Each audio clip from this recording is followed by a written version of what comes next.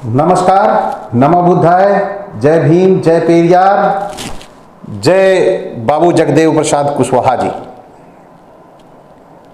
साथियों, जागो पंच में आपका बहुत बहुत स्वागत। आपको आज एक संबोधन में, अभिवादन में एक नया शब्द सुनने को मिला होगा। वह शब्द है बाबू जगदेव प्रसाद कुशवाहा जी। आज जो मैं वीडियो लाने वाला हूं वह अपने, यूं कहिए कि अगर हमारे भारत, उत्तर भारत के पेरियार, या यूं कहिए कि हमारे भारत के लेनिन कहा जाए तो अतिशयोक्ति ना होगी, क्योंकि आपने हमारे यानी शोषित समाज के लिए जीवन कुर्बान कर दिया। आपके जीवन के विषय में, आपके बलिदान के विषय में, आपके त्याग के विषय में, आपके संघर्ष के बारे में अगर हम बुकें लिखें, किताब लिखें तो शायद उसमें वो शब्द कम पड़ जाएंगे। तो आज हम चर्चा करेंगे अंधविश्वास और पाखंड की जड़ें खोदने में, और हमारे समाज के साथ, हमारे समाज में जिस प्रकार हमारे समाज को ठगी का शिकार बनाया जाता था, हमारे समाज का शोषण किया जाता था, वह हमारे ये उत्तर भारत के लेनिन ने कैसे अपने समाज को बचाया और अपने समाज को जगाया। तो आइए हम चर्चा करते हैं बाबू जगदेव प्रसाद जी की। सबसे पहले मैं उन्हें कोटि कोटि नमन करूंगा, क्योंकि मैं आपको अपना आदर्श मानता हूं। तो आज हम चर्चा करेंगे कि आपका जन्म कब हुआ। 2 फरवरी 1922 को जहानाबाद के कुरहरी ग्राम में आपका जन्म हुआ।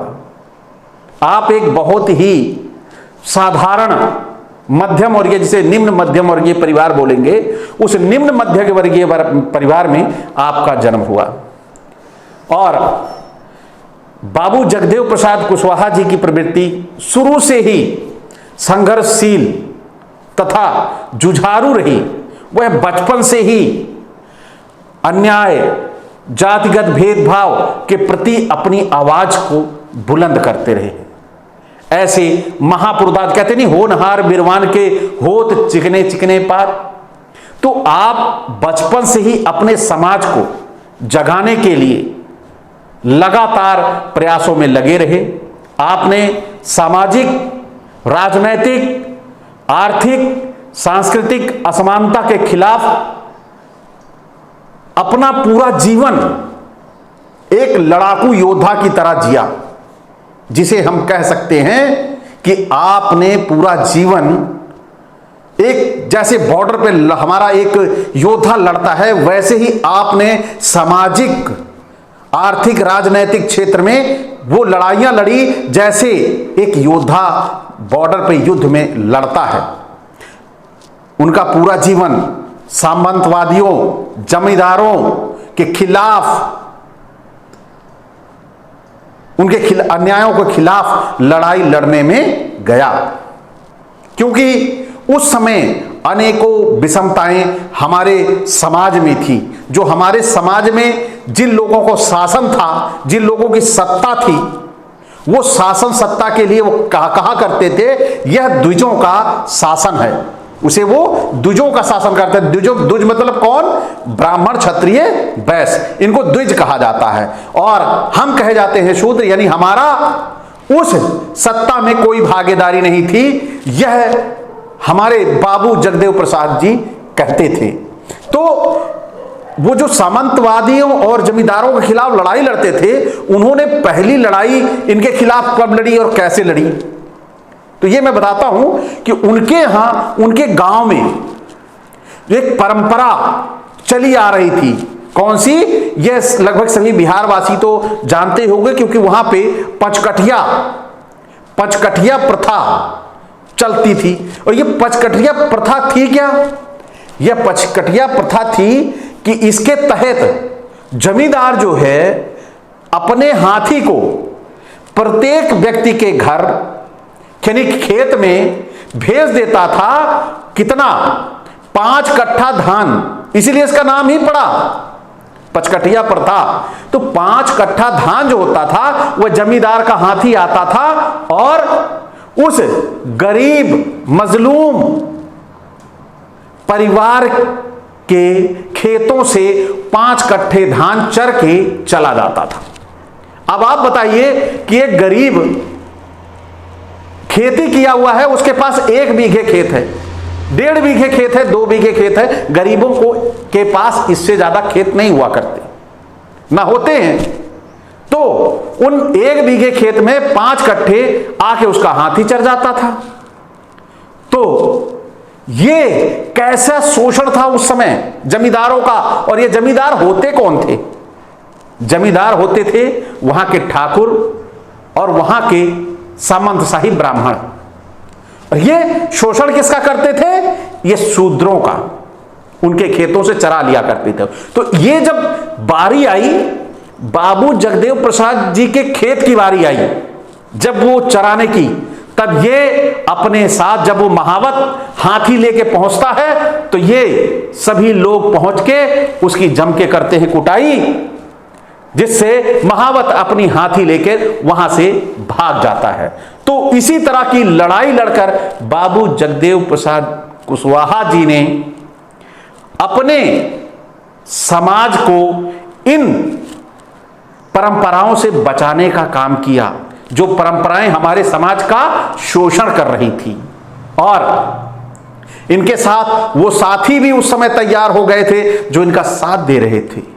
तो आप सोचिए कि हमारे बाबू जगदेव प्रसाद कुशवाहा जी का जीवन कैसे बीता होगा इन जमींदारों के बीच में। आज आप उन्हीं जमींदारी व्यवस्था को साफ साफ अपनी आंखों से देख सकते हैं। उसका छोटा सा दर्शन मैं बीच में करवा दे रहा हूं। जैसे अभी आप जाते हैं किसी ठाकुर ब्राह्मण के खिलाफ एफआईआर करने, तो थाने में एफआईआर जल्दी नहीं लिखी जाती। उसका सबसे बड़ा उदाहरण बृजभूषण शरण सिंह है। एफआईआर करने के लिए पूरा देश चाहता है कि उसके ऊपर एफआईआर हो, लेकिन एफआईआर नहीं हो रही, क्योंकि वह उसी सामंतशाही का हिस्सा है। सामंतशाही मतलब जोर दबाव से अपने ऊपर कोई भी आरोप न लगने देना। तो ऐसा समय उस समय था जब बाबू जगदेव कुशवाहा जी इस लड़ाई को लड़ रहे थे और उन्होंने इन सामंतवादियों पर जमकर हमला बोला कि अब हमारे समाज में अत्याचार अन्याय ना हो सकेगा। तो इसी सिलसिले में वो अपनी पढ़ाई भी पूरी कर रहे थे और ये लड़ाई भी लड़ रहे थे। 1950 में पटना विश्वविद्यालय में इन्होंने अर्थशास्त्र से एमए किया।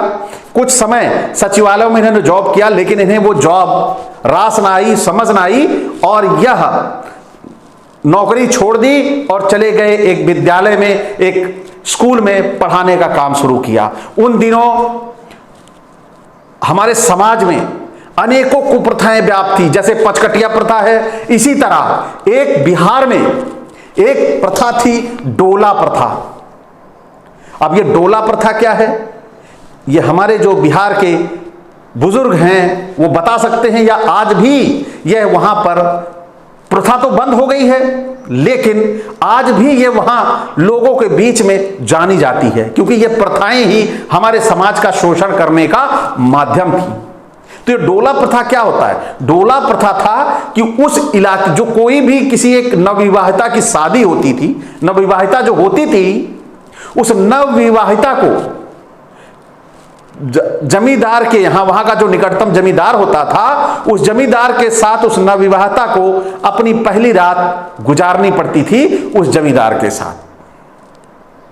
तो इसके खिलाफ बाबू जगदेव प्रसाद कुशवाहा जी ने लड़ाई लड़ी और इस प्रथा को भी समाप्त कराने का काम किया। तो आप सभी समझ सकते हैं उनके जीवन से कि कैसे हमारे समाज में ये कुप्रथाएं थी शोषण करने के लिए। इन जमींदारों सामंतशाहियों ने, देखिए, एक तरफ अंधविश्वास और पाखंड था, दूसरी तरफ शोषण करने के लिए ये प्रथाएं बना रखी थी। आज हमारा समाज, मैं यूं नहीं कहता, ये प्रथाएं आज भी जिंदा हैं। कैसे जिंदा हैं? जैसे ये नवविवाहिता का शोषण जमींदार करता है, उसी तरह हमारे देश की महिला पहलवान खिलाड़ियों के साथ ब्रिजभूषण कर रहा है और एफआईआर नहीं हो रही है। तो ये उनकी प्रथा का ही वो हिस्सा है, क्योंकि आज भी भारत का कानून नतमस्तक है। किसकी वजह से? हमारे प्रधानमंत्री और नपुंसक सरकारों की वजह से। तो आइए आगे चलते हैं, बात करते हैं हम कि बाबू जगदेव प्रसाद कुशवाहा जी के त्याग की, बाबू जगदेव प्रसाद जी के बलिदान की, कि कैसे उन्होंने अपने जीवन को इस समाज सेवा में लगाया, अपने समाज की आर्थिक, सामाजिक और राजनैतिक उन्नति के लिए कैसे उन्होंने कार्य किया।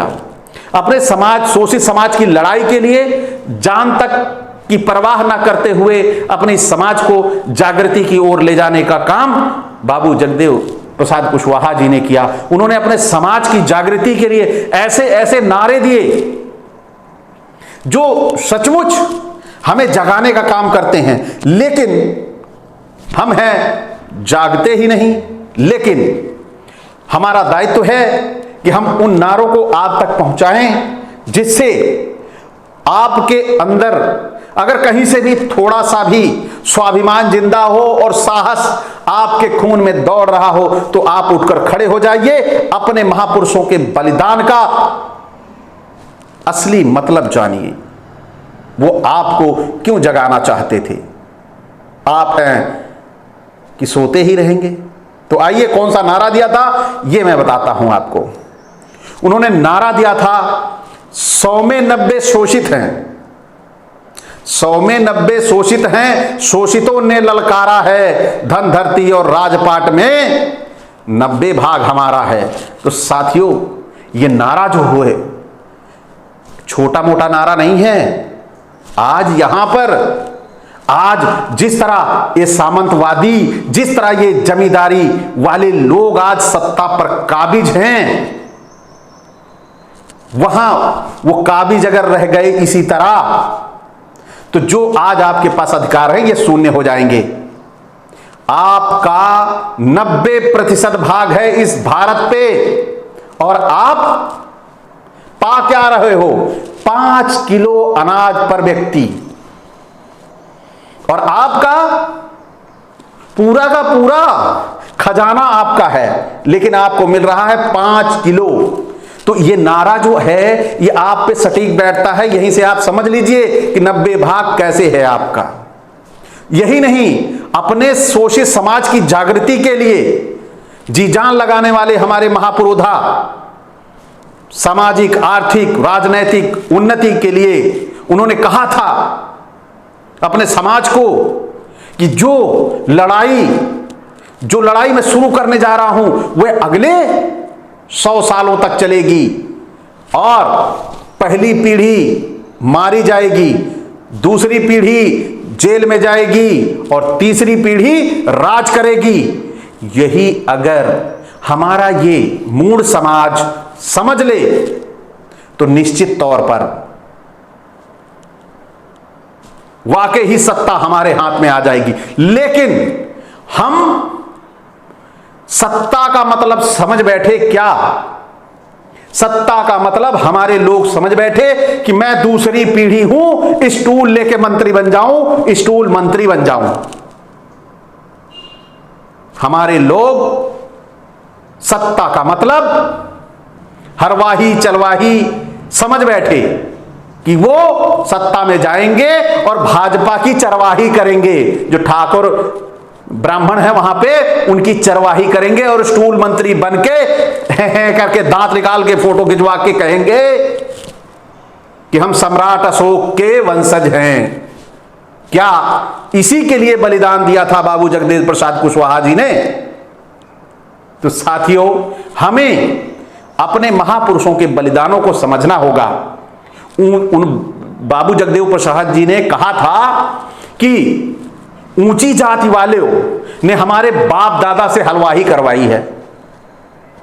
ऊंची जाति वालों ने हमारे बाप दादा से हलवाई करवाई है। हां, यह सत्य है, मैंने भी देखा है,